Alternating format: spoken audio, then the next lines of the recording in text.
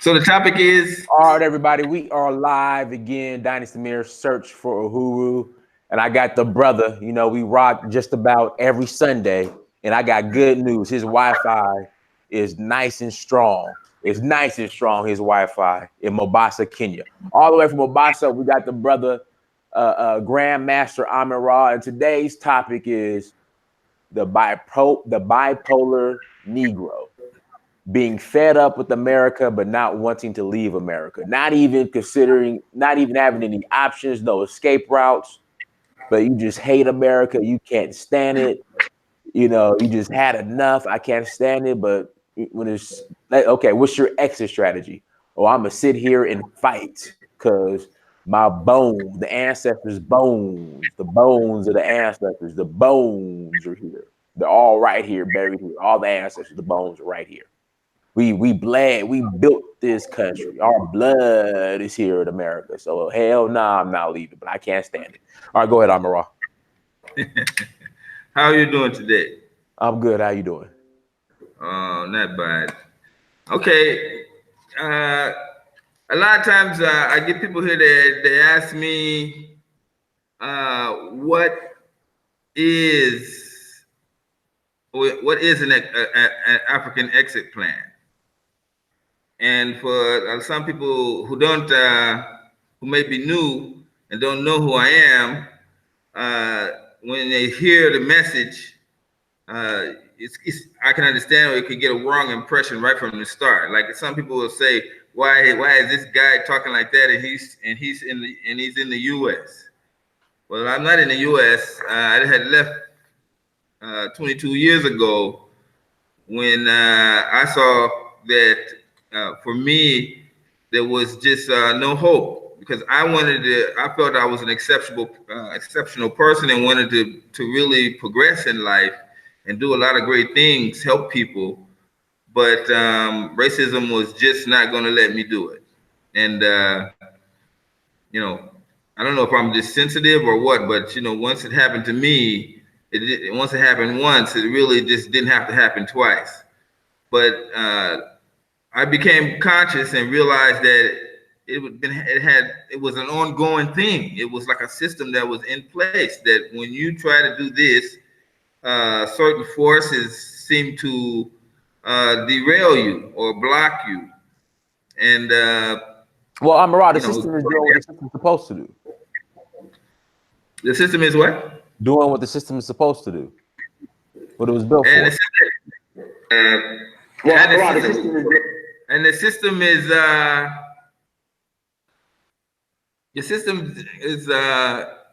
designed to what? To keep us down? Or how are you saying?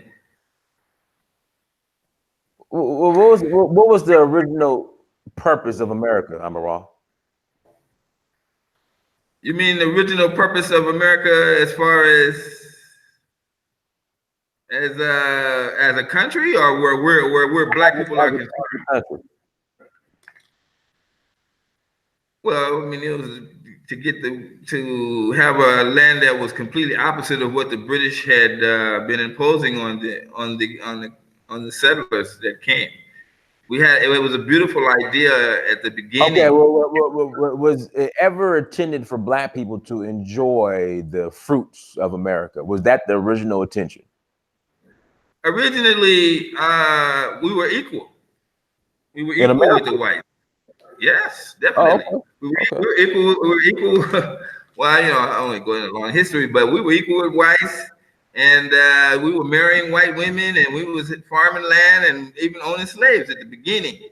But there was a book out somebody wrote that talked about the making of the white man, and the lady that wrote the book was saying that there was no such thing as white people before 1800 or something like that. And I read the story, and it was fascinating. And it's that the whites had to, when the white man saw that we were stronger and white women are desiring us in the colonies, they came together and decided that they created laws that would make it where if a white woman married a black man, then that man, she would be done like this and like that. I can't remember exactly, but they started creating these laws. And when creating the laws, they had to define themselves as white. So they stopped white women from marrying. If the white woman married a black man and this and that, and then once they found that they could control the laws and control the enforcement of the laws, they just went dead off. And then finally, as a matter of survival, because whites couldn't really survive in America. As I always talk about how harsh the weather was in those days. If you didn't chop enough wood, you're done for, when wintertime comes. So, that was the original purpose of America, was to, land of the free, home of the brave, blah, blah, like that. But when the white man realized that the black man was superior in every area back then, oh, well, he had to act. And, he couldn't beat us in hand-to-hand combat. So, all he could do was come up with some sort of authority. And they had the numbers. There were more of them than us, and they took advantage of that. And then it just turned all the way down into straight out slavery. And then after during the times of the slavery days and after the Civil War, this concept of the black man as property was so entrenched that they even put this in the Constitution, where you can be enslaved. Once you've been put in prison, you're just a slave again. And that's where we are today. The prison system is just ridiculous when it's hiring brothers and put them into slavery. I was in the police. I was arrested at one time for, we call it remand here. I don't know what we call it back there, but I went to the thing on the first of the year, and then it took time for them to process me out. And during the time, it was LA County Jail. And then the second day, it was on the weekend. So on the second day, they took me to another part of the jail where they wanted me to do like work. And then if I work, I get like these privileges. But I was so pissed off, I didn't want to be there at all. They just told me to go there. I went in there, with the video machine. We came over here as slaves. How are we equal? That's why I'm confused, Rahh. No, we didn't originally come here as slaves. We were here as free men before this happened. We didn't get into slavery until 1600s. But when they first landed, there were some black people here, and they were treated just like everybody else. But that didn't last long. That's what I'm saying. And they kept this idea going, and just enhanced on it. So that's why I'm saying, in the Constitution, slavery is still legal if you become a prisoner, and they can entice you and do all kinds of things to you to make you work, and give you a little bit of extra freedoms, and then even cut your sentence down. But they just need you to work for free, just like they did in slavery. So brothers get to understand that history, they could better see what America is all about. Because America's whole thing is, look, we're property, and we're Americans' property. And that's why you always hear me say the greatest fear of the white man is the black man leaving in mass numbers. If we start leaving in mass numbers, it's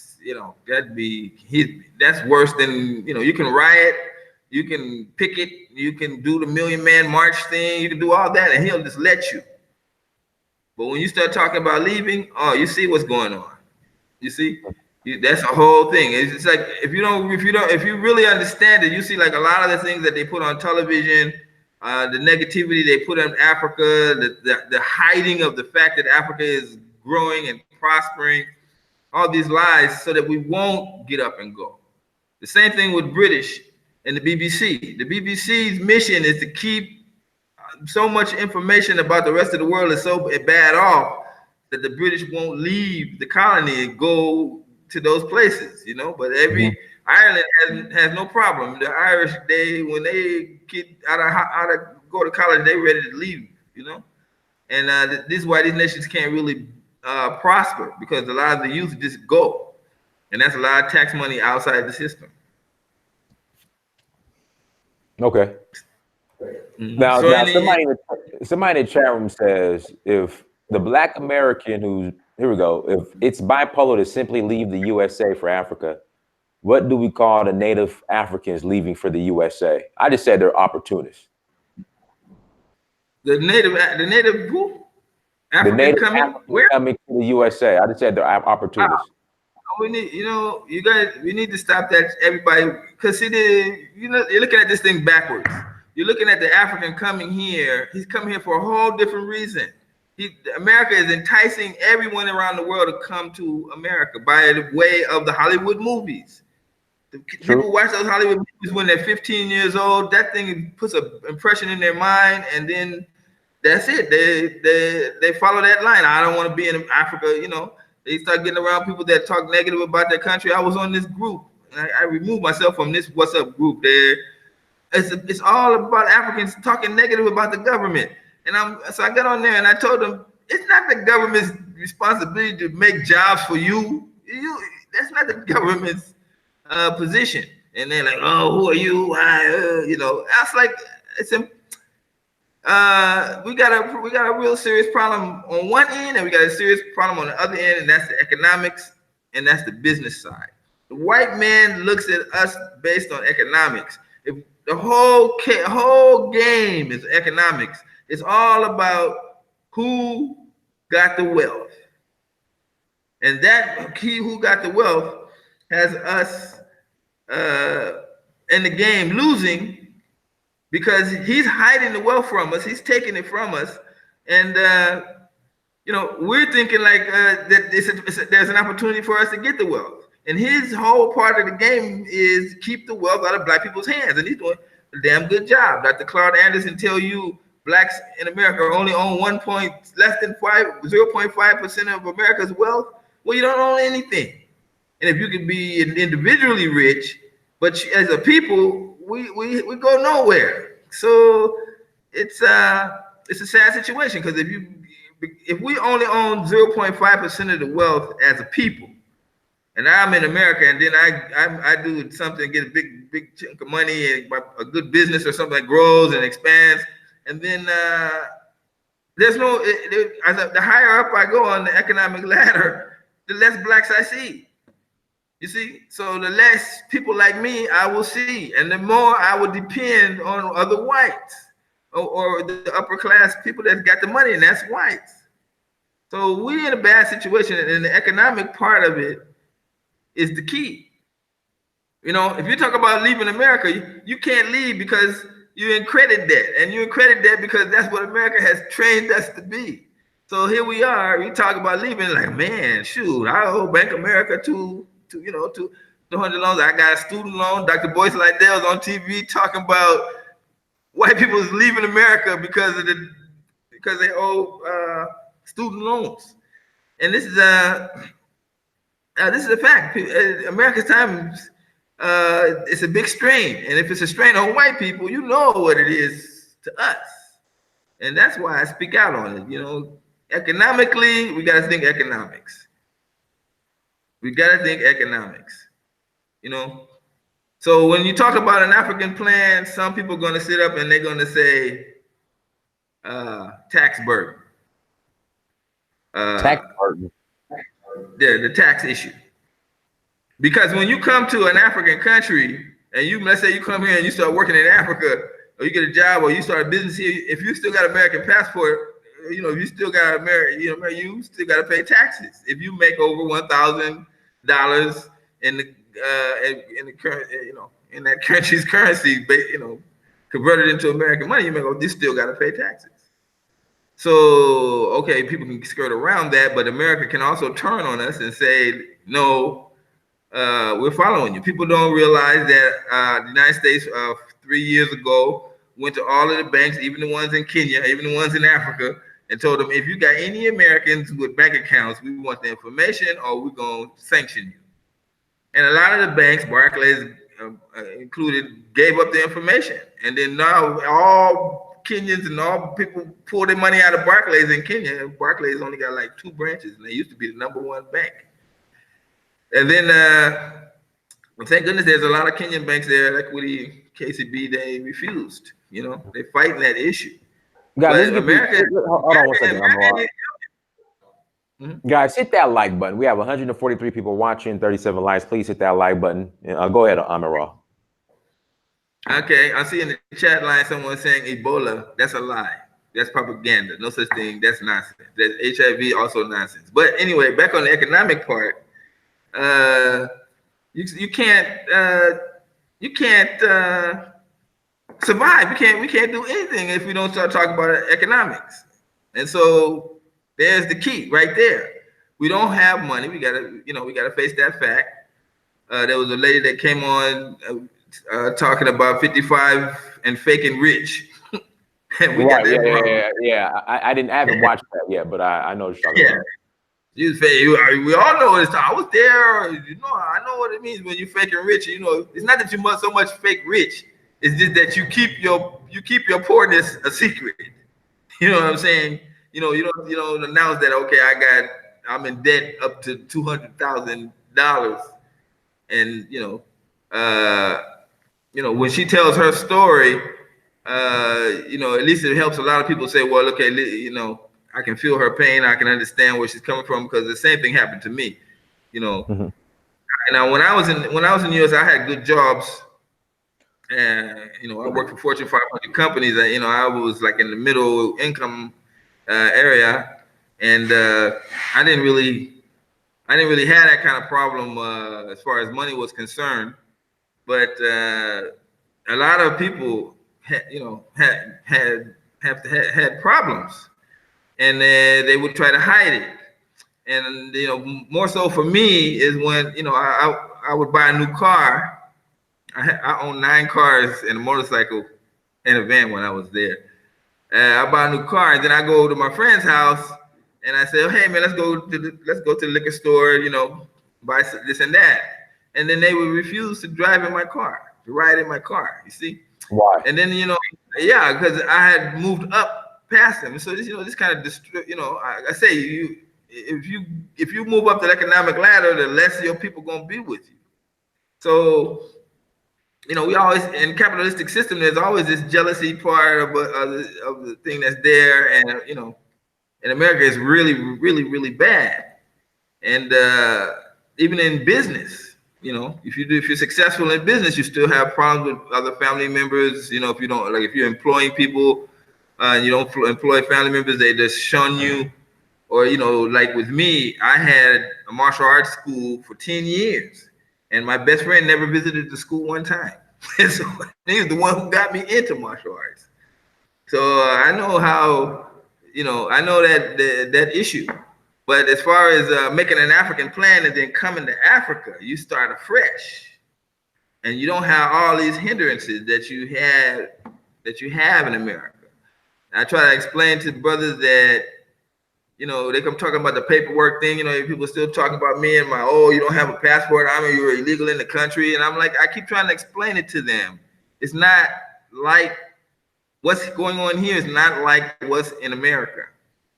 So but if you're gonna be a hater, you want to focus on that rather than listening to what I'm trying to explain to you. If you're gonna make an African plan and you have debt, your debt, they can't garnish your wages when you come to Africa or when you come here. You see, they can't, like, you start you start a business and you put money in, they can't really garnish your wage. You can't get after your money if you're outside the country. I don't know the reasons behind it, but that's the fact. If you're in America, then you get a job, and then all of a sudden you look at your paycheck, hey, what's happening? And then they like, right, exactly. you got a kid, then you had a kid, you see. So it's not like that here, but the debt remains. You see. Hey, Rahh, just to step back for a minute, you kept bringing up how Black people were here in America and were equal to whites before slavery. Are you saying that they were indigenous to America and you believe what Dane Calloway was saying, or what are you saying? I'm not saying that we was a damn indigenous to America. I've always told you the weather conditions in this place was too terrible for anybody to live. The only reason why the white man came to America, the British white man came to America, is because when he tried to go down south where the weather was better, the Spanish was killing them before they can get off the boat. So you see, now you look at the weather in New York. Look at the weather in the East. Who want to live there? Right. You see, that's why Florida is so popular, because of the weather. Now imagine in the 1600s, how would you gonna survive? Can you imagine a New York winter without no coat, no house? It's just you in a wooden place? No. So nobody lived in that area. No, it was the most undesirable place. It's, a few what we call Native Americans. These people came from the South, where the Spanish was chasing them and killing them and murdering them. They had to come up through Mexico. They had to come up into Florida in these areas to get away from the slavery. The same as us. Okay, not the same as us, but we was also enslaved. But I'm saying they brought us here on the ships. So this Israelite thing, I'm hoping it's dead now, because it's just silly. And I don't even, you got to believe in the Bible to believe half the nonsense they tell you. And we already know that. Yeah, but we already know where the Bible come from. So yeah, if you don't know where the Bible came from, go to, I think it's Second Kings chapter 19, and then compare that with Samuel chapter 37, word for word, the same. The whole chapter, word for word, the exact same thing. And so people was writing in ink pen, and they just happened to write full chapters of the Bible with the exact same words in it. No. So the Bible, yeah, that's jokes. But I'm saying the whole thing of the Israelite, that's the message. No, that's not that this is why I'm saying you never even heard of them until we started talking about moving back to Africa. And if you really ask me, and if you ask me in confidence and privately in a back room, I would probably tell you that shit is all government controlled. They pay people to come out here and twist the story and make up a story to confuse our people. Why? Because the greatest fear of the white man and the government of the United States is for the black people to leave the country in mass, because they know the truth about what they're doing. So obviously they feel like if we catch on to it, we might just leave, because that's the only real solution. And the only solution that really for black people is for us to move to modern Africa. That's why I say you need to get an African plan. And then part of your African plan is the economics. You need to know about the situation with the taxes. You need to know that if you have debt, they're not going to come after you while you're out of the country. They're going to, but if you ever talk about going back, then that's when they can do things to you. So, but of course, you're not arrested over debt. You cannot be arrested over debt. These things that's dealing with the child support is people are going to court saying that's my kid and I'll pay. The judge is very slick. I'll pay, and then when you say you pay, now if you don't pay, that's contempt of court. You see, because you said you would pay, but they can't arrest you for you owe $50,000, so therefore we're going to arrest you. No, so it's not like that. But you have to read the Constitution. Nah, I think if you owe child support, they will pay you. They will arrest you. They can take your passport. Yeah, I'm saying they can arrest you, but they can't arrest the debt. They can't arrest you over the debt. They can arrest you for contempt of court. You see, the Constitution of the United States says that you cannot be jailed for debt. That was very clear in the Constitution. Just read it. And so what these child support courts are doing are they're twisting it around. And when you go in and you say, this is my child, and the judge say, how much can you pay, or how will you pay? And you say, yes, I'll pay. Then that's it. You'll be arrested for contempt of court. Not because you said you would do something you wouldn't do, and you didn't do it. Not because of the amount. I mean, it seems like the same thing, and that's why they trick people But if you got to go to court and they say, should you pay? You say, no, I don't want to pay. I want to work it out with the woman. Mm-hmm. You know, Can don't you be like, can you do that?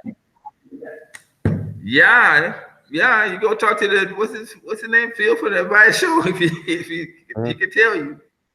Yeah, because when he first came out on YouTube, he was discussing only about the child support, this child support issue. I learned a lot from him, and then you know, that's the issue.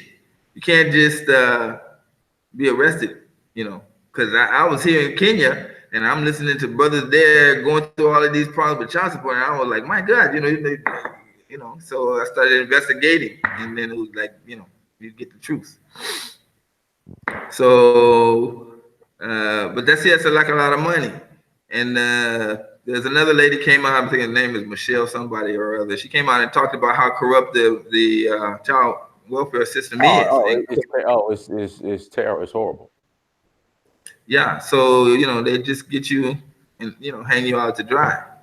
You know, I wasn't there when I came to Africa. It was that thing was just misdemeanor when I came here. But since I've been here, my God, now it's like felonies and people going to jail. Ooh, it's terrible. Again, but I'm saying, Amaral, people keep pointing to the fact that Africans are coming to America by the droves. And I keep saying that, which is true. Yeah, but they're not coming in droves. I used to bring Kenyans to the U.S. I used to put them, they get their paperwork, you know, when we were going for sports, you know, and I used to send martial artists, sport karate guys to the U.S. So I know the whole story. I know the whole procedure back and forth. And of course, we had people that wanted to go that had very little experience. Their whole purpose of joining the sports team was to go to America and then not come back. You see? So I met him. I dealt with him. I took 17 Kenyans to South Africa because they wanted to go to South Africa because they wanted to get away from Kenya, or they wanted to have that on their passport so that they go to the American embassy. They show that they have traveled to other places. But it's a different mindset. The African is not talking about going to America because he loves America. No, he's saying he's going to America because of the exchange rate of the dollar that Trump is playing with today. You see, if I go to your country and the dollar is so powerful, it's the medium exchange money for the rest of the world. It's even called petrodollar because all oil is supposed to be done in U.S. dollars, where the government gets bits of that money. It's like if you change your money to a different currency, and you know the guy that's selling that shit on the street, selling you the money on the street, gonna get a kickback off of that money. This is what America does. This is why if you talk about paying for oil and anything other than U.S. dollars, you're gonna see the military on your neck, the U.S. military on your neck. And this is so they got to get that right. And then another thing is go try to find the statistics of how many Africans leave the United States. You see? And that's another thing. See, so many leave, but when I try to find the statistics, what did the government official tell me? We don't keep records on who leaves. Like, you know, funny. You know, you say how many come, but you don't say how many go back home. So you're not in the, you know, all this comes from you think you're in the best country. And you ain't in the best country. America long since been not the best country. It ain't the richest country. It ain't got the biggest, largest military anymore. It ain't got so many things. Education system, they like the worst of all the first world countries. America's education system is like at the bottom. So you see, you be happy in America. You give birth to children. You go send them to school. They come back idiots. And black people, 50% of our children know the thing is terrible. They don't even graduate. So you got to get out that mindset of, the United States is the greatest country in the world. Even that white guy on he did that clip, and they kept asking him, I want a piece from you. I want to tell us what you think. He said, okay. It's not the greatest country. We're fourth in literacy, we're seventh in this and that, and this and that. Yeah, that's get it out your mind. I'm in Africa and I'm in Kenya, and I would never want to leave and go back to America. And I was living in the richest city in the richest state in the Oh country. man, no, You know, like I Los said, Angeles, California is not the richest city in no way. That's all smoke and mirrors. okay, I'm talking, you know, Brentwood, you know. Yeah, but man, Skid Row is absolutely embarrassing.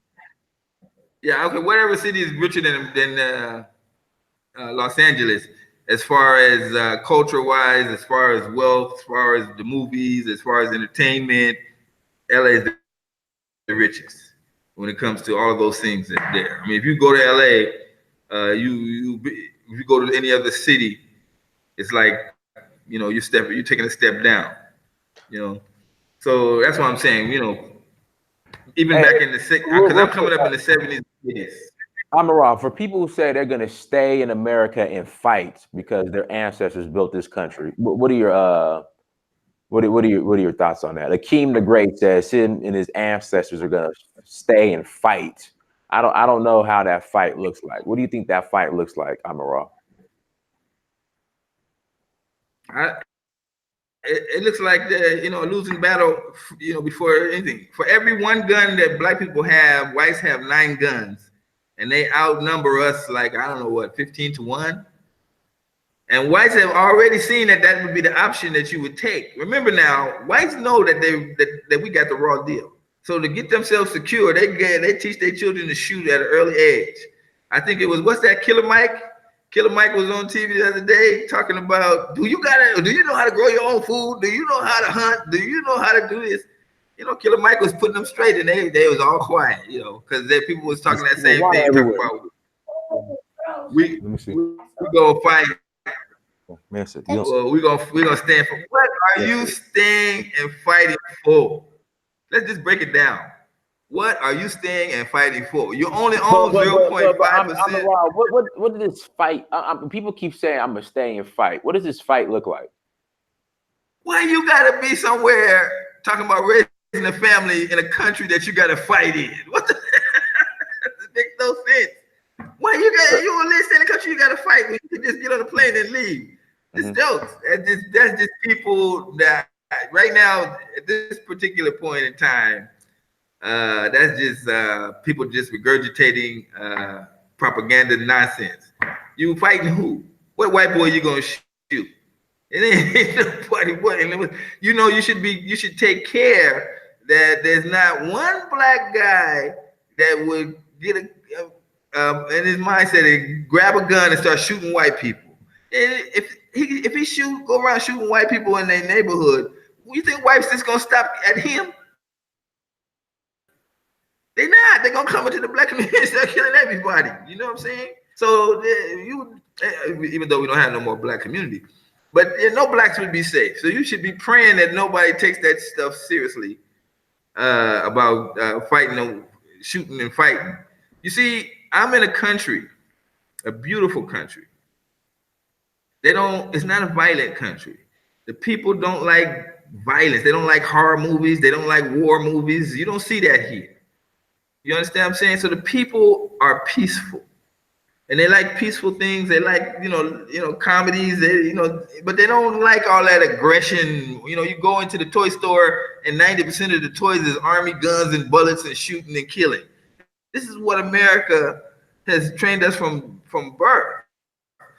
So when you step out of that, it's not like that around the rest of the world. Hey, real quick, I'm gonna let Akeem, send me an email. I'm gonna let you call in because I want to hear from your mouth how this fight. I keep hearing this. We're gonna stay and fight. I want to hear how this fight sounds like. Me too. Let him come on. But I'm just saying, he ain't got no. Send me an email. Send me an email and call in, Akeem. Akeem the Great. Send me an email. I'm seeing the link. Yeah, anybody that want to come on and debate me on that issue or another issue. So I'm Rahh. Originally, my question is when I asked who was America intended for. Now, from my understanding, correct me if I'm wrong, America was always intended for white people to thrive.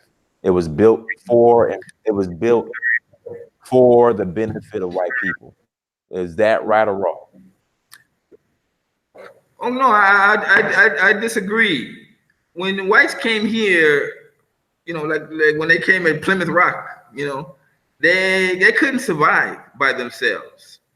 The natives that were already here had been here like about a century. I don't want to say a century, but a few hundred. Yeah, you could say around a century before them. So they had learned how to deal with the harsh conditions, the few that they saw, and then so they had to help whites, and and whites never could survive by themselves here. They never could survive without us. Hold on one second, guys. Let's get these likes up. The native, Hit that like button. Hit that like button as you come to the channel. Akeem, have you emailed me yet? Akeem the Great. We want you to come on, Akeem the Great, so I can see the link. Send me email. All right, go ahead. Hit that like button. All right, go ahead, Amarwa. Yeah, I think it's 1619. Yeah, I think you Google 1619, you start to see the issue of what was going on in the country. This lady did a really good set of research, and saw that blacks were equal to whites, and we lived just among them. But we could survive, but they couldn't survive. They couldn't survive in the harsh weather. They can't. White people are too sickly. And I don't hate white people. So if there's any white people out there, don't be mad at me. But it's the facts. You see what I'm saying? If it's the weather, if it's too hot, you see, they burn. If it gets too cold, they start catching diseases and all kind of problems like that. But when they saw Africans were stronger, it was just a natural point of they had to enslave us. You see, especially when we started seeing their women. Imagine now, there's very few white settlers there. You get you a woman, and then your neighbor is this black guy, and your wife sees this, your white wife sees this black guy, and she's attracted to him, and she goes to him. And how many times did that have to happen before the white man gets so angry and so desperate that he has to do something? He can't go to the black guy and beat him up. Can't chase him down. So naturally, they had to come up with sneaky ways to curtail us. And this is how we got into slavery. But the original idea of America was against that. Was not for, and we will enslave people. They made the Constitution. They didn't even use the word slavery in the Constitution. So it was, it was like that. Hello? Yeah, I'm right here. Okay. Police brutality. I just sent you the link. Police brutality.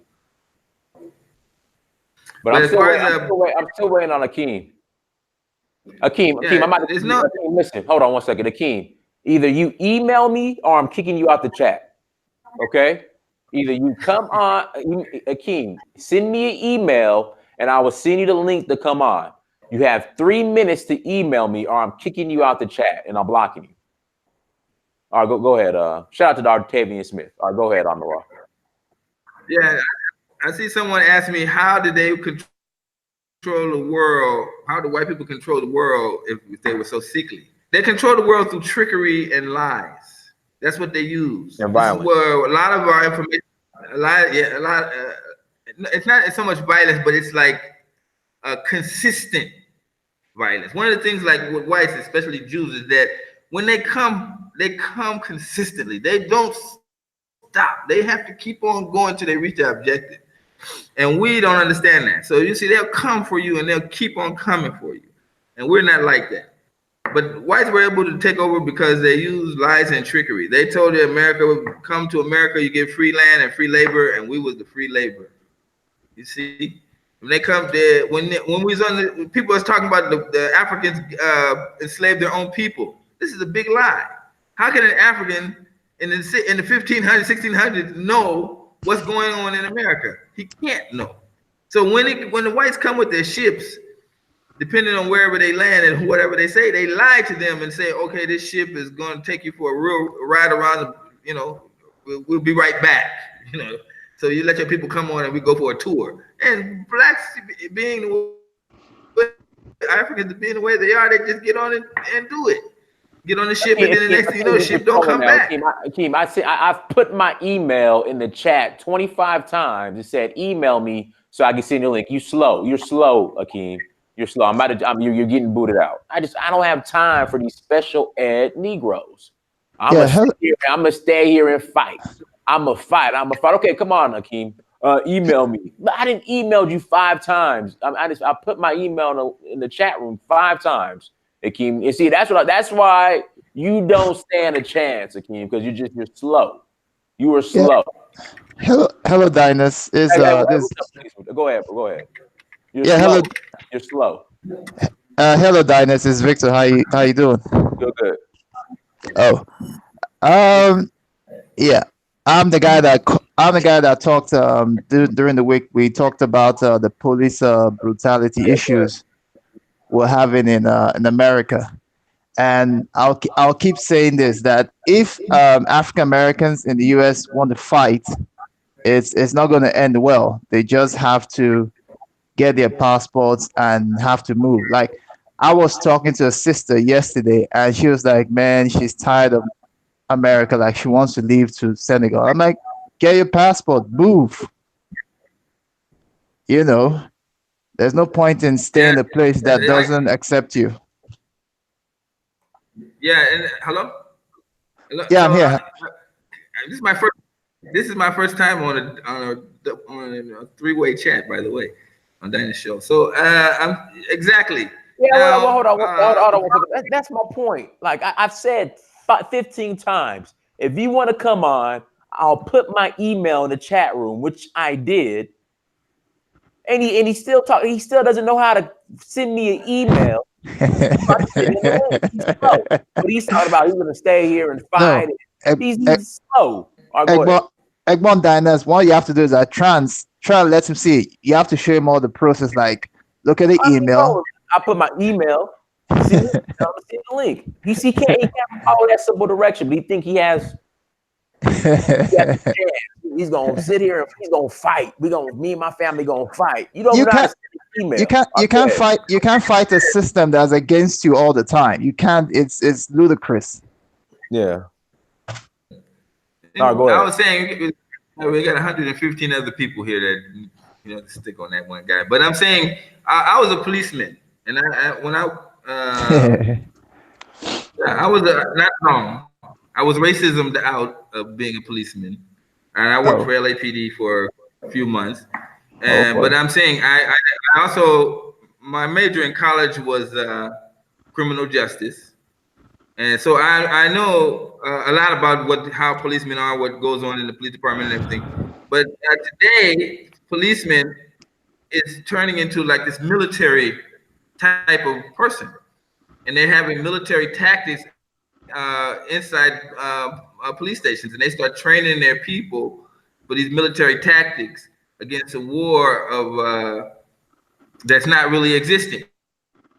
Because like I said, the crime rate in America is going down, and the arresting of people is going up.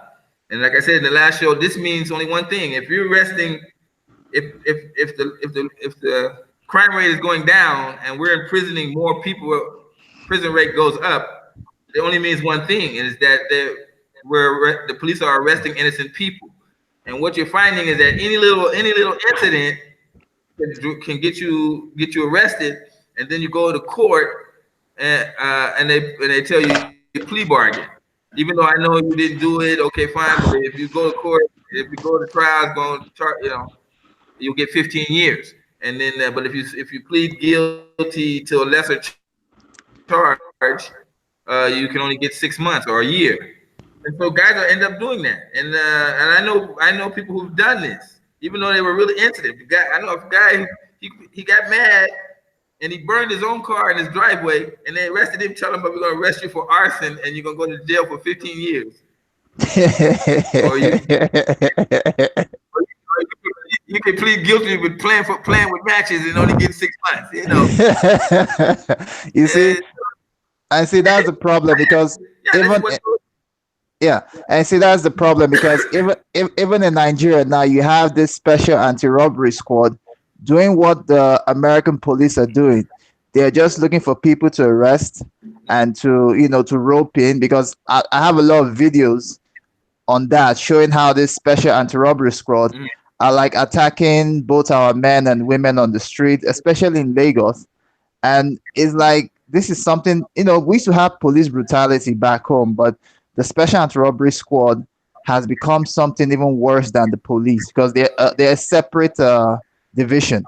So you see these guys like 4 or 5 guys beating up a man or beating up a woman, which is quite similar to what the American police officers are doing now. You can just be your own on the streets in Lagos, and some special anti-robbery squad guys attacking you and beating you and telling you to lie down and using the back of his gun to hit you in the head.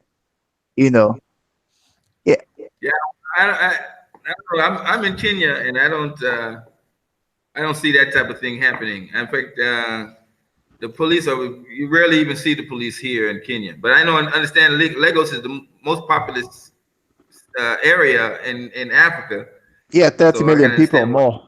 Yeah, Yeah. So yeah, but there are in Kenya, the population not that intense, so you don't get that. And the people are very keen about what they let the police do or not do. So it depends on where you go. But I'm saying because I can only really talk about Kenya, but this thing of police brutality, you don't have that issue when you come to modern Africa. So these are just one of the things that one of the things that so many reasons why making an exit plan and leaving is important. Now the difference with Lagos is maybe the police they're gonna have to say these people were loitering or these people was doing like this. The police just can't do that without saying why. And the yeah, good yeah, thing yeah. you can't say one of the reasons can't be because I'm black. You can't be in Lagos No, and the no, police no, come arrest you like no, no, no. I don't black. you know, uh, you know, now there when they say the nigga must have did something. Now that would be true with Lagos, but in the US, like I'm telling you, you can't have. Mhm. like Go ahead. I remember a time in Lagos. That was a long time ago, and I was going to University of Lagos when I was very young, and some police guys were looking for like cult members, from the school. Like The they Yahoo had boy. some Yahoo boys and cult members, and the police officer saw me and pointed his gun straight. Like, oh, I'm like, yo, man, easy, jeez, like, come on, please, I'm not one of them. He's like, come here. I'm like, okay, I'm here. Yeah,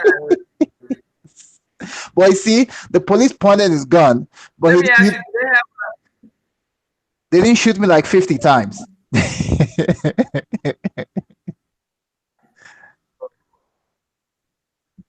do they have free primary education and free education in Lagos in Nigeria? I think for some schools they do have like Does it? the state government paying for some students their fees for free education, but in most of the cases people have to pay anyway. I think they do it for people that are less privileged.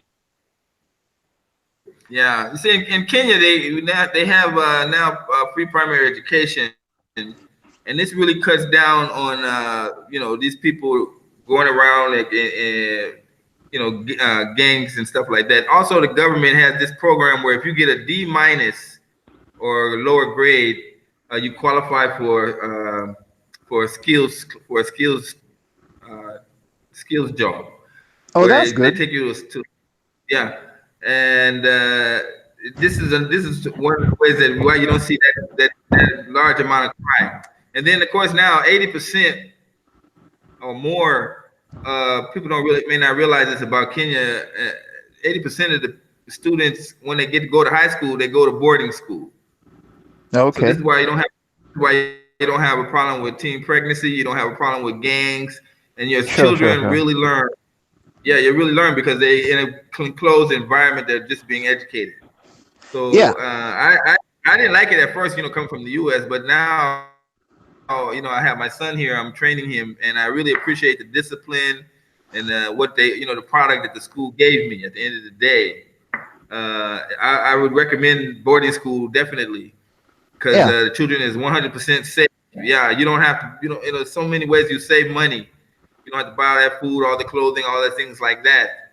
And that's for 4 years when they're in the teenage years. Those would be difficult years to deal with a teenager.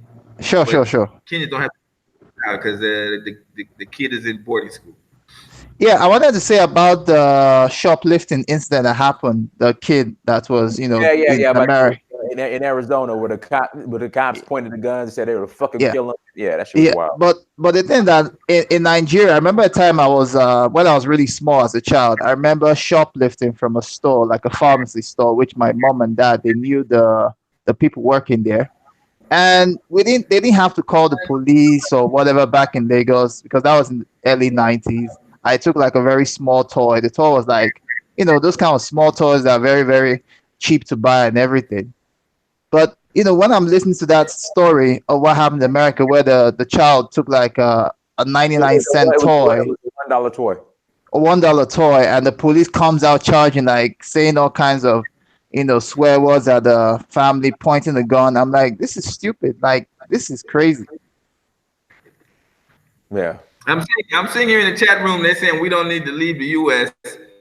We just need to do business. We just need to do business and trade. It's like my friend. So, you've been in a country 400 years. You only own 0.5%. Somebody is stifling your ability to do business and trade. Someone Jeez. is. Yes, if you can't have only 0.5% of the population, you was once the number one minority. You was like 20% of the population in the country, and then you only own 0.5% of the population. It's defeat the problem. It's the same thing. Like we need to do what's that thing that guy used to always say? We need to work together and join hands and do business together. No one's going to do that in a system that is designed to keep you at the bottom. No, yeah, definitely. So you're dreaming. Any of these black leaders, look at this. Dr. Claude Anderson. I don't know why I keep using him. Dr. Boyce Lydell. Boyce Lydell talking about go buy stock. Now the stock market crashed the other day. He just get quiet. Any Negro leader. He was. Hey, Amara, he was doing the same thing with Bitcoin. Amara, he was a Bitcoin expert, and then once it crashed, he just stopped talking about Bitcoin. Let me tell you something, people that's in the chat room too. Another thing, if you've not heard of M-Pesa, Diane, I want to point this out to you. You might have heard of with O'Shea. We talk about the M-Pesa here. M-Pesa is where you bank on your phone. All my businesses are run using M-Pesa. Now, M-Pesa, and I want to make people open their eyes. M-Pesa is just cryptocurrency. It's the exact same thing. When you look at it and think about it, I make money transactions on my phone. I got money on my account right now. I can walk down like 2 minutes away and get cash if I want it. Yep. Kenya has developed this thing 6 years, 7 years, 8 years ago, and it's just cryptocurrency. They just never used the word crypto. So the idea of cryptocurrency being used is already being used in Kenya, and that's one of the reasons why the economy in this country is has improved so much, because maybe only 25% of the population have a bank account, but like 90% of the population has M-Pesa. So anybody from anywhere, if I say, can you send me $20? No problem, because I'm talking to him on the phone, and M-Pesa is connected to the phone. So if you got a phone, you got M-Pesa. So cryptocurrency is already in Africa, and a lot of Google tried to do it with Google Wallet, and it failed. But in Kenya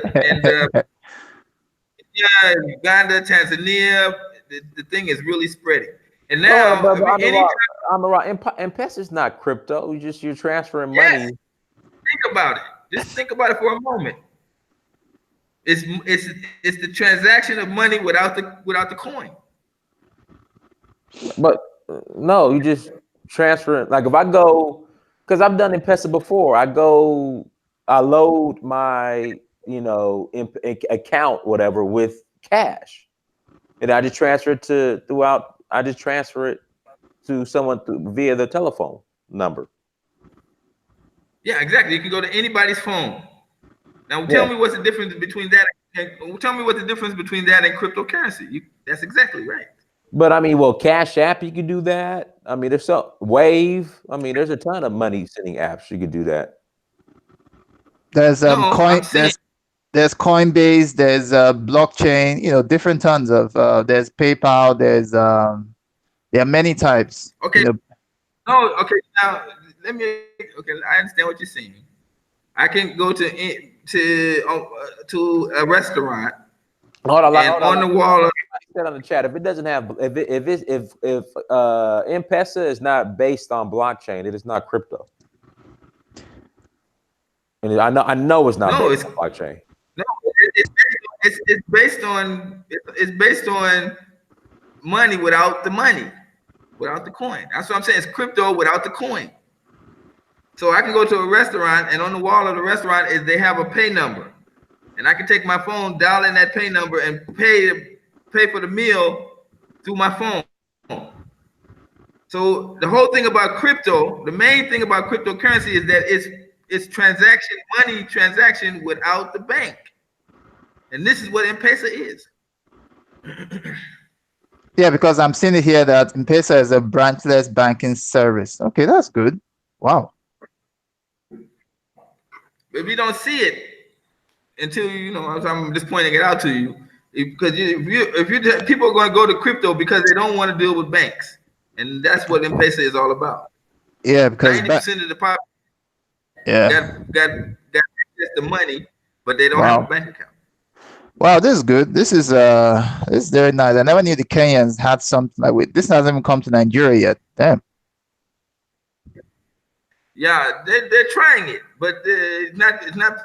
Kenya is this far ahead because it was started in Kenya, and this is a thing I want to talk about when we talk about the economics. Like black people in America, they don't know about this kind of crypto type of how business is done using the phone. So they're thinking like, I come to Kenya, I got to get a bank account. Now I've been blocked at my bank in the U.S. So if I go get a bank account, you don't need a bank.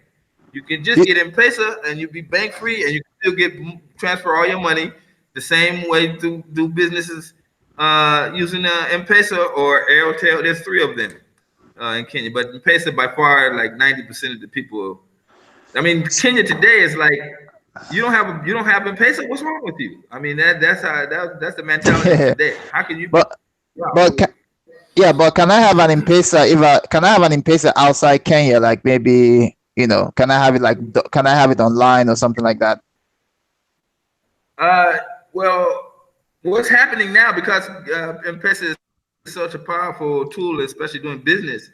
A lot of these money transfer systems are going from allowing you to send your transfer money to the person's M-Pesa. So you get that option. Like with Western Union, they have an M-Pesa option, and Wave, they have one. Even though they blocked my number. Yeah, but I'm saying black people in America need to know these things, so when they talk about coming to Africa, they can see that they'll be okay. You know what I'm saying? So if you're going to be here and you're going to have some people backing you up in the U.S. sending you money, they can send money directly to your phone. You can get basically instantly, and then cash it out and be on your way. You don't have to visit the bank. I haven't been to the bank myself in years. So that's the way it is, and we need to see more economic things like that. That's why I'm saying, if you come to Africa and you owe money in the U.S., you can still come, and your debt, although it will stay, it will accumulate, but they will not be able to penalize you, grab you, and snatch you out. That's the thing. Yeah, but because I hear a lot of people saying that like they're scared of coming to Africa because they have debt in the U.S. They're scared of being snatched. I'm like, yo, they won't snatch you. We should stop that mentality. And I remember because like this week, me and Diners, we did a show together, and on the comment section, people were, I had one guy that was really attacky because, and I liked it that way because what I said, all the things I said were true. If I get backlash like that on comments like that, I'm like, yeah, because I'm saying the truth. Our people need to wake I'm up.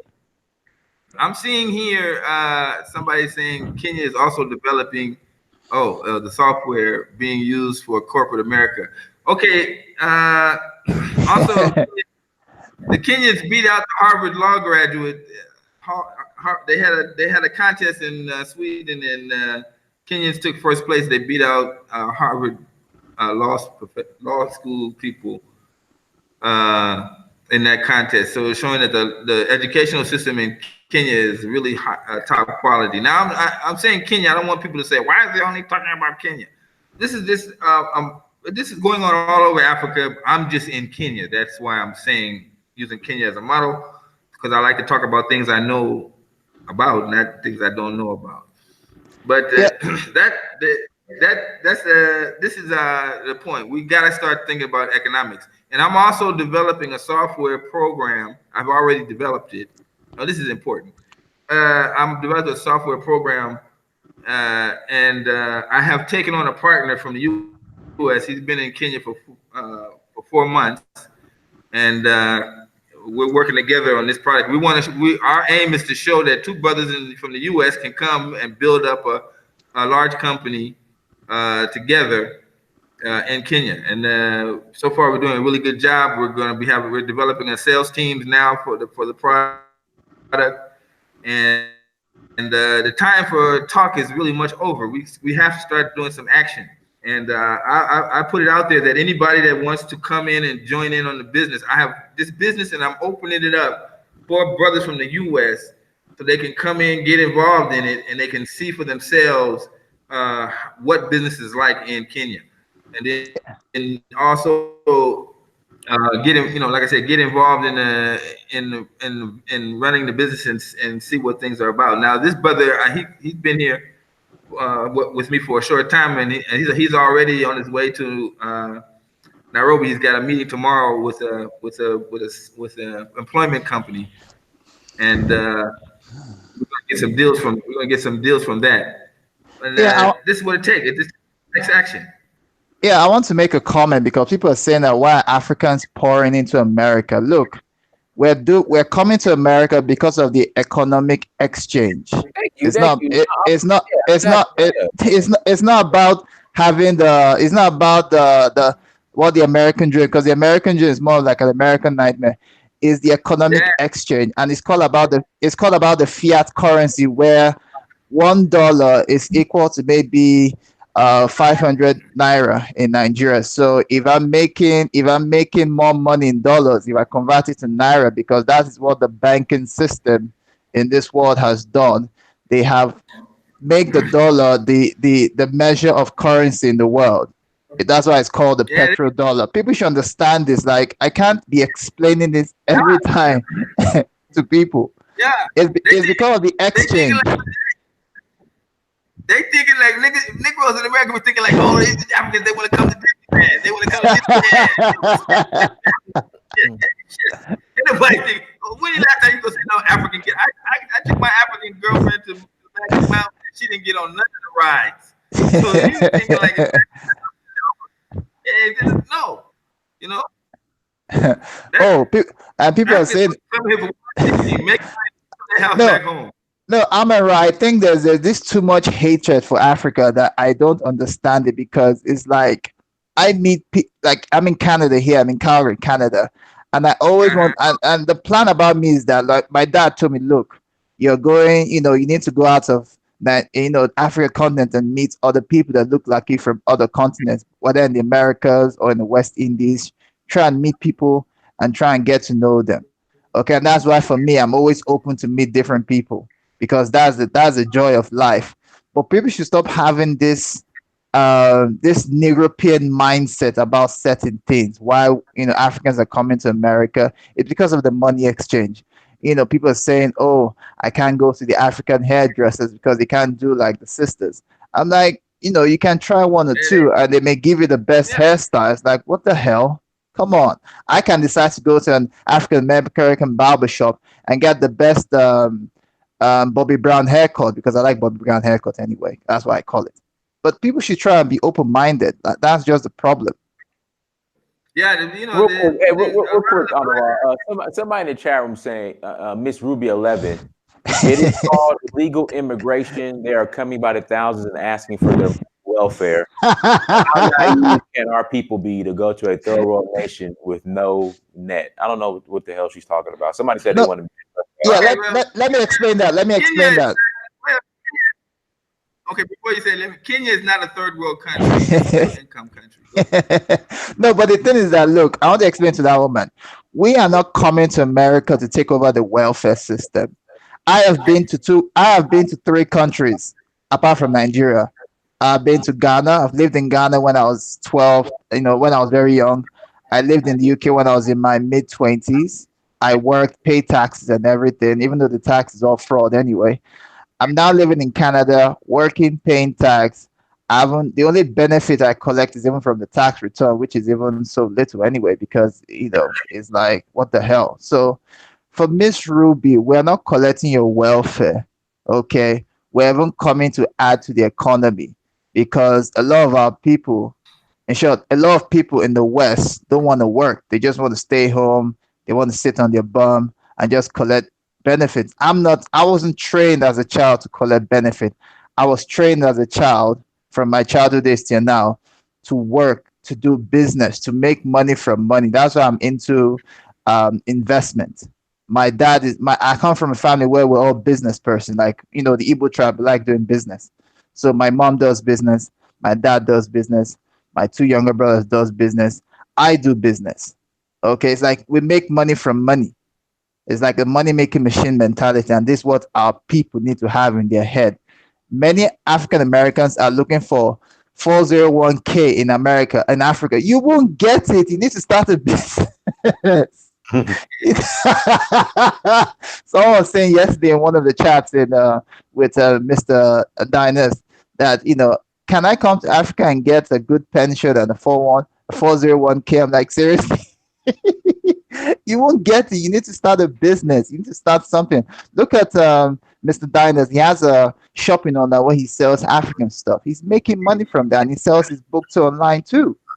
So people should start working for self. Like you could get small money from your 9 to 5 and have a business and invest to make more money. This is why I keep telling people. They don't want to listen. Yeah, this guy is saying that his welfare is his reparations.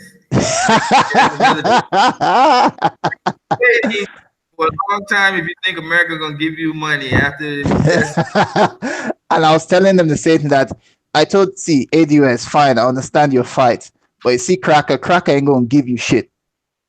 Yeah. Now, how can they be suppressing you for 400 years and give you money? And if they give you money, you don't have no black community, so that money is going to go back into their hands. Crack ain't going to give you any dime. Yeah. Even though Crack is going to give you money, it will be benefit for you. I say like this, Dinus, as I said on my first show with you, that Africa is the solution. And it's the only solution for the problems that blacks face in America. I say that back then. I say that to this day. When you look at the whole situation, when you look at all the options that you could go through, what can you do? Moving to modern Africa, not moving to Africa, moving to modern Africa into another city, African city, is the only best option for blacks in America today. When they come and they tell you that the next generation is going to be poorer than the previous generation, what are you waiting for? How are you going to great? And they telling you that the next generation is going to be poorer than your generation.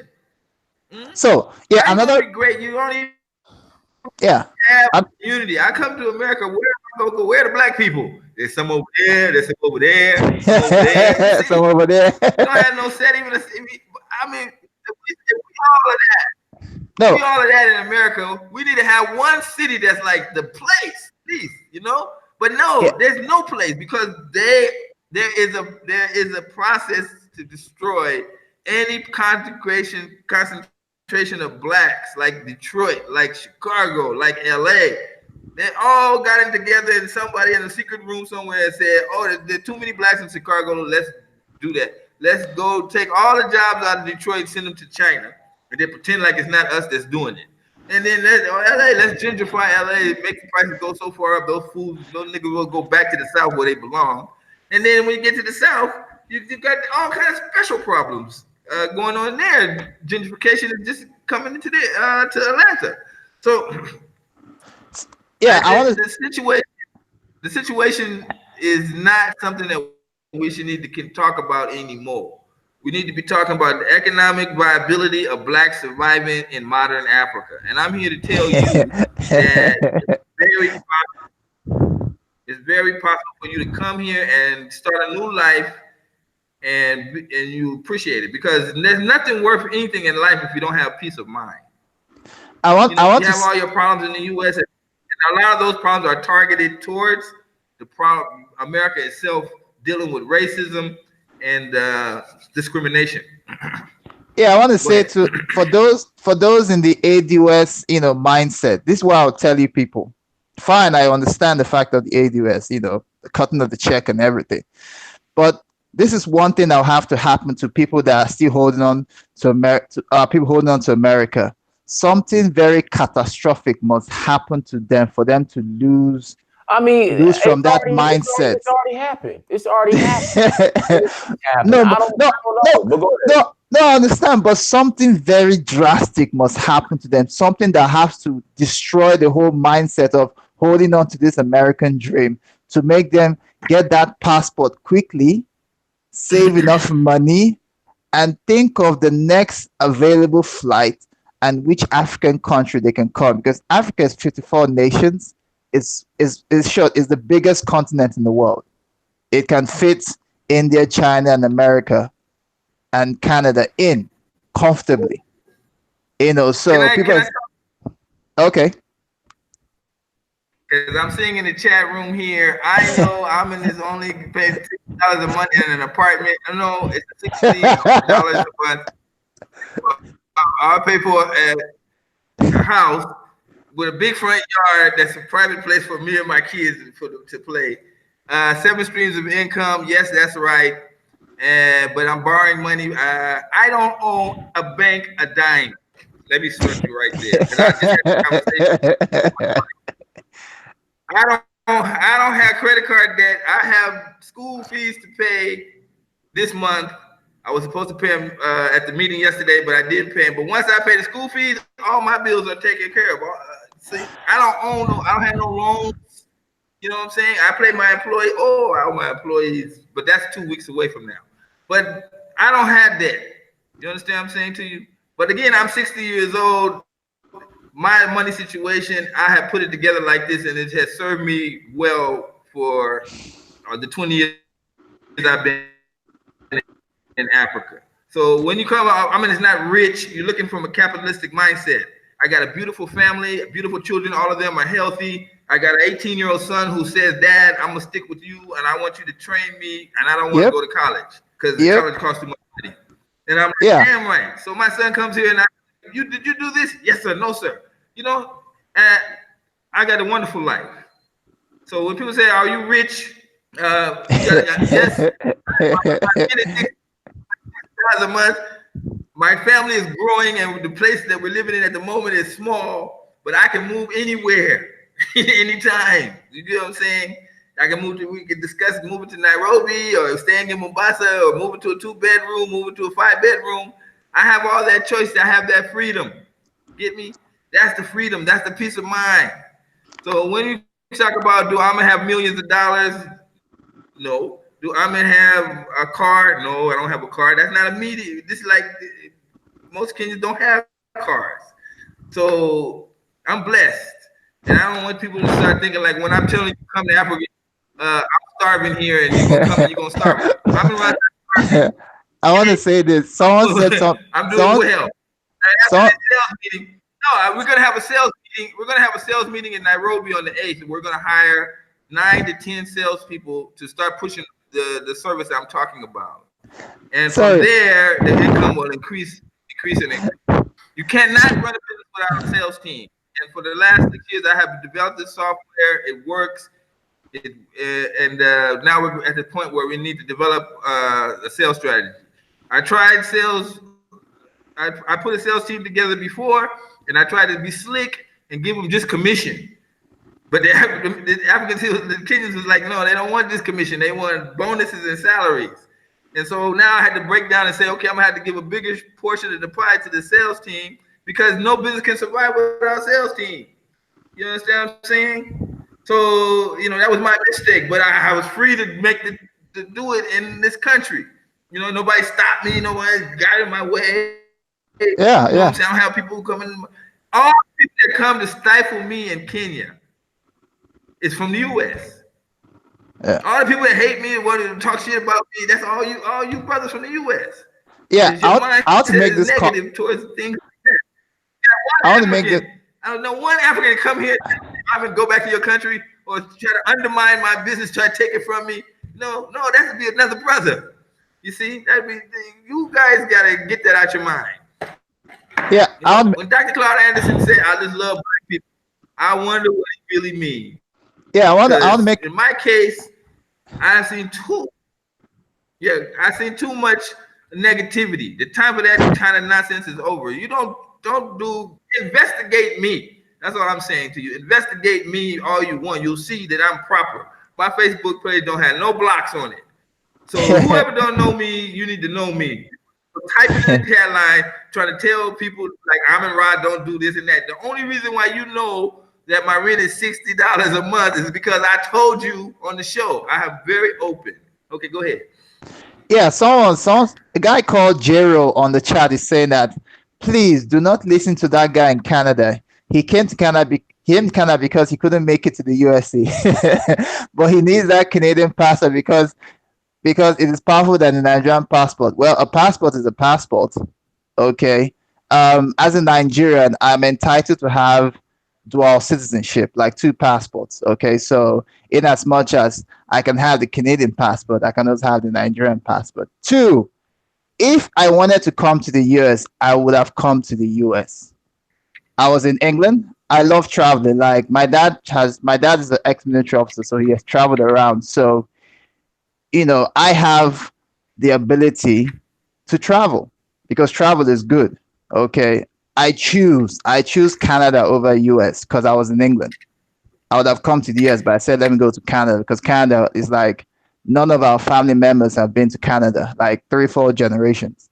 Okay. So for me, come to Canada is like, I'm the first in the family to come here. I'm the first Wusu to come to Canada.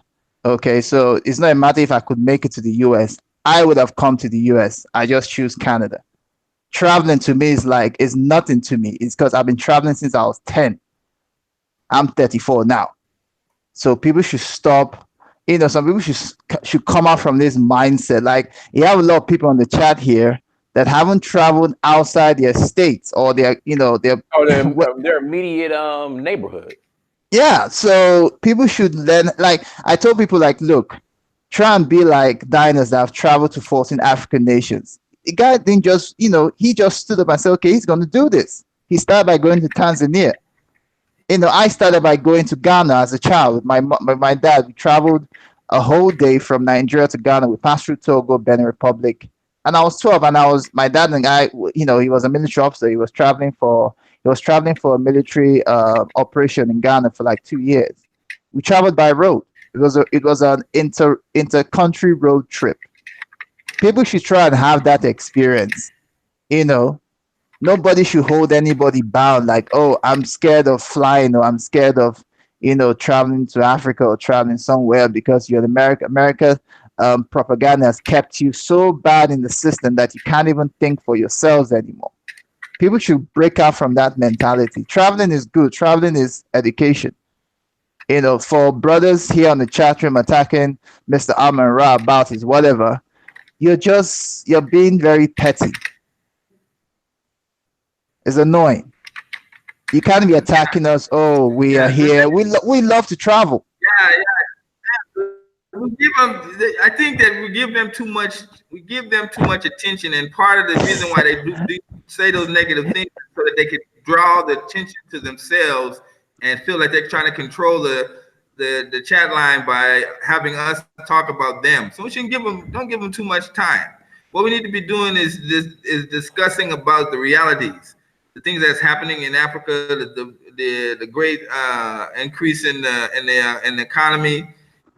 The fact that they're going to have the African Free Trade Area coming into has already started and is going to be coming into policy in the next month.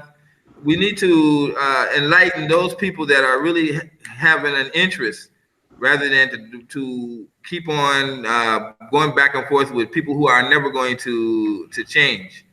And I'm saying that if there's any serious brothers out there that want to do business, you've seen me on this show for over a year now. I'm saying today, if you want to get involved in business, if you want to start seeing that, seeing how you can make money in Africa, okay, now you should contact me. Things like M-Pesa, you understand them. You can see that there's a lot of transparency there. Like I said, I took on a business partner the other day. We communicate back and forth using the Facebook video, and it's like we know each other. And so it's the same thing here. There's another brother, Kevin. Shout out to Kevin. They've been contacting me a lot and saying that he was here already in Mombasa, and he's coming back. He wants to buy land and settle down with his Kenyan girlfriend. So these things are happening. We're spending too much time on these keyboard jokers and keypad clowns. No, but the thing is that, look, I just placed the link for the immigration, Nigerian immigration to apply for visas on the chat. So if any of them are wise enough, they should check it out. Okay, because I was helping my people a week ago, like last month, to for those that are trying to renew their passports. I was like a volunteer to help them out. Next week we're gonna help them to do the bio, data and thumbprints and all those stuff we do, because the embassy here in Canada is in Ottawa, but Calgary is like 5 hours flight from there. So they're coming to us and they need volunteers to help. So people should, I could give a lot of people information. Yeah. Even on my side, a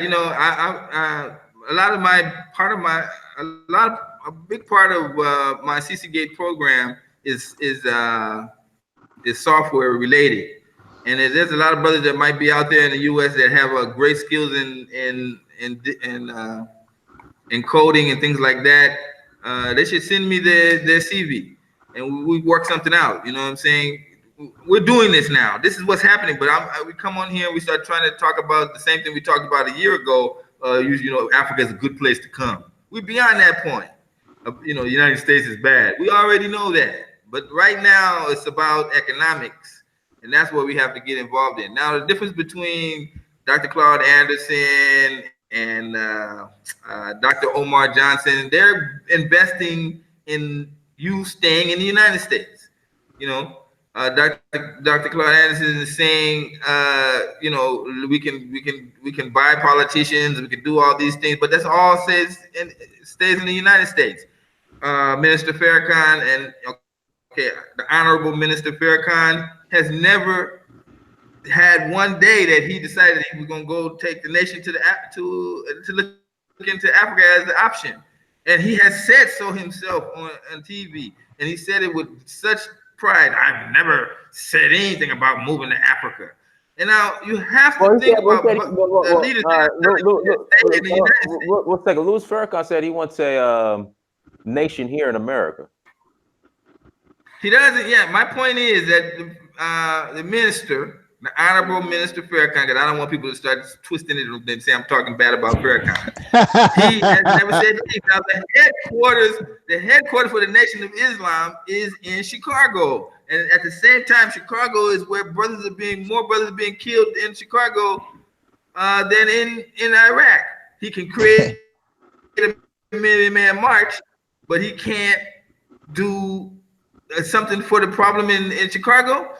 This is what I'm saying. So Khalid Muhammad blamed all the issues that he had with the minister, and saying that the minister was not uh, doing the best for blacks.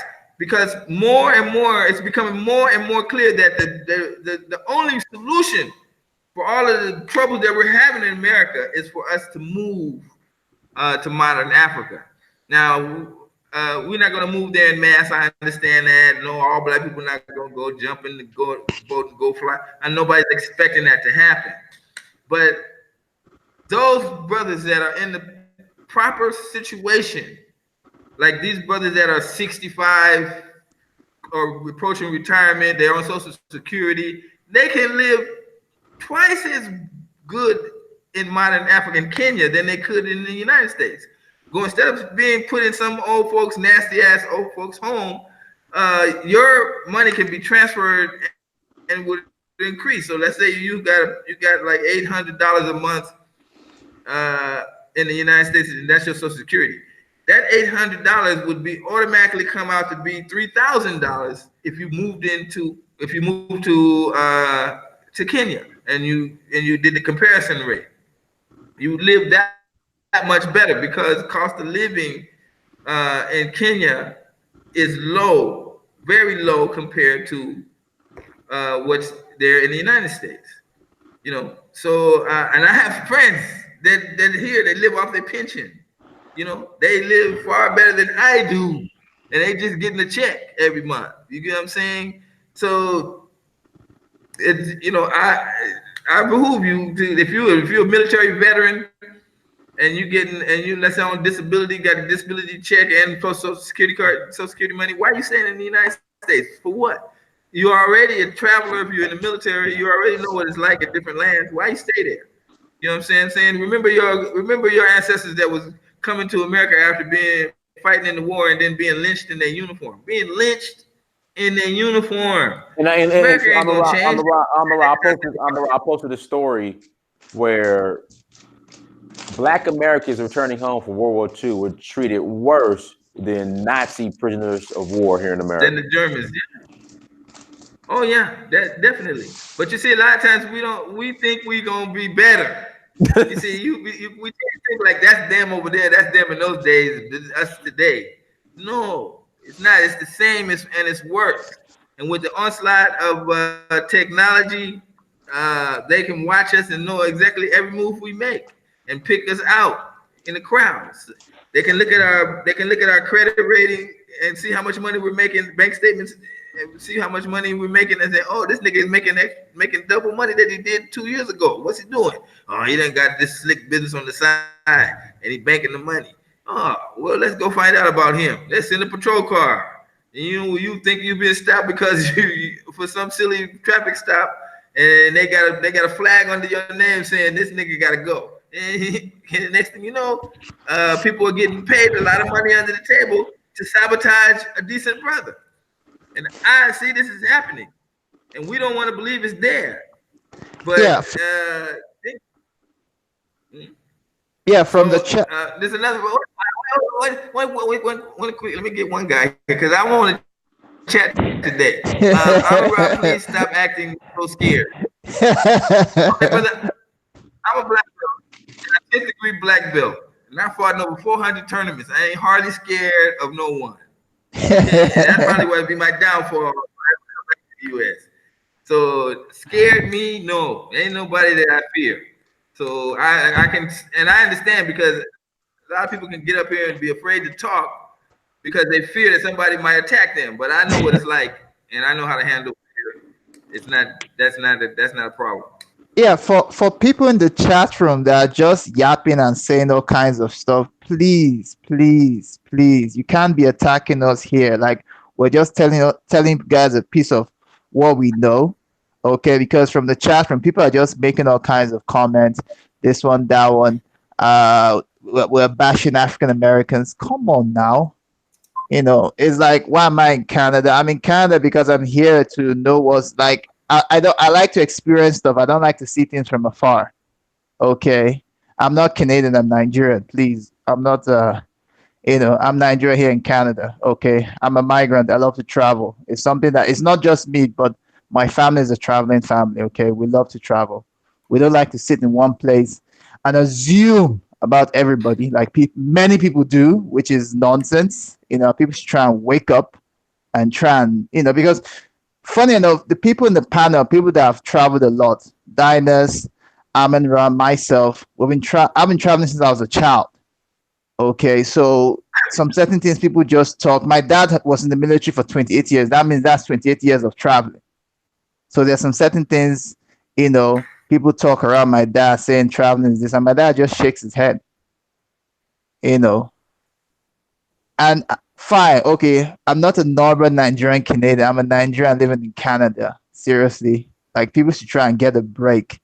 You know, I don't understand. It's like I found that anytime we have all these, we talk about Africa in most of this YouTube, like most of the videos I see are talking about Africa. There's so much backlash. Mm-hmm.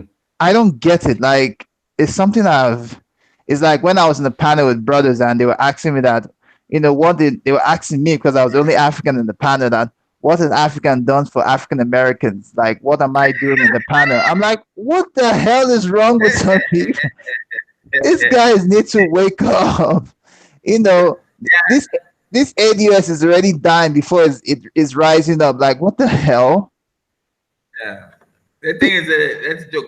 We don't always, Like we we're in like a bad, yeah, let me say this. We're in a bad position and we should not think like we're special. And this is what I'm saying about why the blacks are coming to saying that African countries should give us citizenship or offer us reparations or jobs or whatever. No, African countries are about business and they're doing international business with all countries all around the world. So they can't go like take a particular group of people like us and say, okay, we're going to treat you special. No. The thing that what happened with me when I came to Africa, and I want to say this really quick so we can get back on a little bit of track. When I came to decide that I was going to come to Africa, the first thing I did was decide I would look for African friends. Now that was in the 80s. There was no Facebook or YouTube. So somehow the ancestors just directed me to this Kenyan guy. And when the guy told me he was from Kenya, I was like shocked. Oh man, I had chose Kenya to go to, and I hadn't. Now I'm meeting a Kenyan for the first time. I grabbed that guy and I befriended him, Karada Muhuru, and through him, I was introduced to more Kenyans, and I just humbled myself, because they're in a community, they're the community of Kenya somewhere. And if you just start being friends with them or wanting to be to know them and help them, they'll be, they're naturally friendly. So they'll take you in and be, you'll get to learn their culture because inside their homes, they're cooking chapati and skuma wiki and gali and all the traditional dishes. They're going to offer you those kind of meals. Take them, eat them. Don't refuse them. You must move away from America concept and move more towards being friends with people. And one of the things that people like to do when they become your friend is that they offer you food, and you're supposed to like their food. And today, the food, I love the food. So through him, I met many other Kenyans, and then from there, you'll start having conversations about what you want. And you say, I want to go to Africa, I want to move to whatever country if it's not Kenya. Just don't let it be Ghana. But then you just plans will just start coming your way. And I say don't go to Ghana because Ghana is too small and surrounded by Franco countries. There's not a lot of job opportunities there. I don't know why our people are choosing only Ghana when there's no business. And then so many of our brothers are going there and they're coming back disheartened about Africa because they use Ghana as a model. Some of them, they get there, they want to go to Nigeria, but when they start talking about you got to go through Togo and just got to pay this money, they just end up backing off. Ghana is not a good example of what modern Africa is capable of being.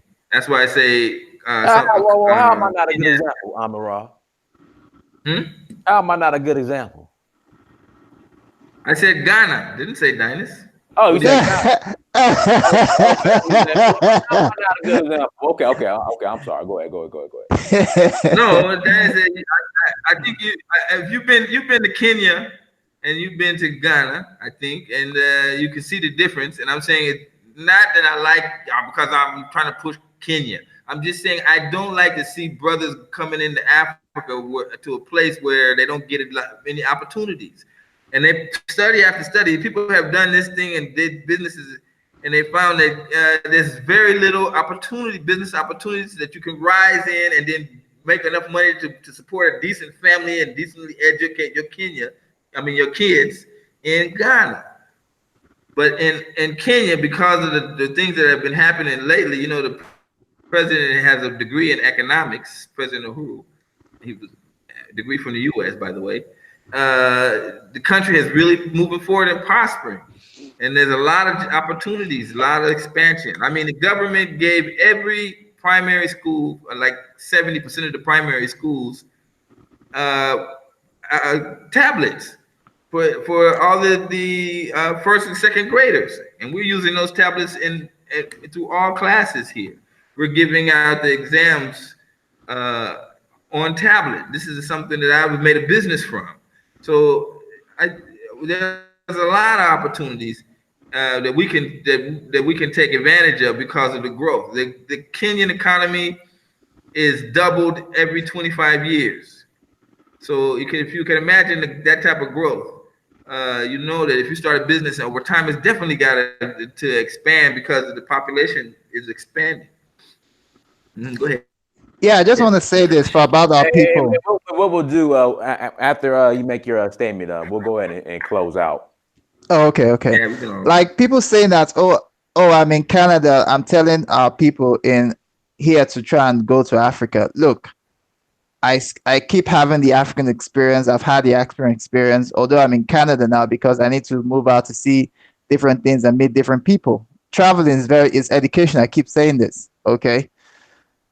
African American people that haven't traveled much should try and get their passports and see things for themselves in the continent. Don't just go to Ghana and stay there in Ghana. Try and move around. Try and move to Gambia, Senegal, Nigeria, Togo, Benin Republic, Kenya, Namibia, Tanzania, all the African nations, Rwanda, Uganda. Try and move around. Ethiopia, move around. Don't just go to one place and stay. Move around and have an experience. That's the joy of traveling. People say that, why must I travel? Traveling is good because I grew up in a traveling family. So I love to travel. I love to move around. I like to see things. I like to feel things. I like to talk to people, to meet people. People should understand that. Is this European mindset keeping our people bound, and also this African colonial mentality keeping our people in Africa bound too, is causing all this nonsense. That's just my say. All right, Amaral, you want to close out? Yeah, I just want to say to everybody in the chat room, even the people that are talking, stay in America, I can understand you. I can understand that a lot of this, and you should understand it yourself, that a lot of that is just based on fear. And I'm sure that some people, they're taking this all in, and then they go home and they'll think about it. And I want to put out this same point again, that Africa is the only solution. If you want peace of mind, if you want a decent education for your children, if you want to have a safe atmosphere for your children. I think they showed the video the day that this young brother was held up by the police, and one of the policewomen had a machine, like a bazooka gun.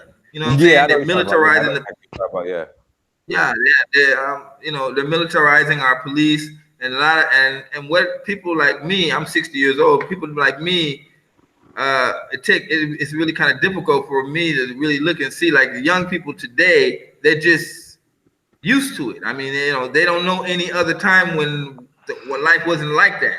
When they see the police, they know the police is gonna come out with body armor and special guns and special tactics and talking walkie-talkies and things like that. But I'm saying America was not that bad even when I was there in the 90s.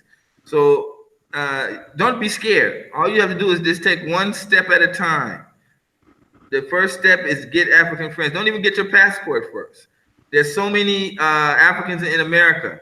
Just find them out, sit them down and just talk to them. Let them listen to them. And when you listen to them, you see the love that they have for their country, even though they're in America working. It should be able to affect you. Now, some people it won't affect. Some people are saying that I'm gonna die in America, just like this, and that's okay, because that way you don't have to think. You don't have to think about it. You say you're gonna die, but what about your children? You're sentencing them to the same fate. You know what I'm saying? If you're gonna do anything, do it for your children, and make a way for them. They may not, your woman may have your child locked down, and she may never agree for your child to go to Africa, but mine was the same way. And when I was talking about going to Africa, my woman left me and took my kids in America.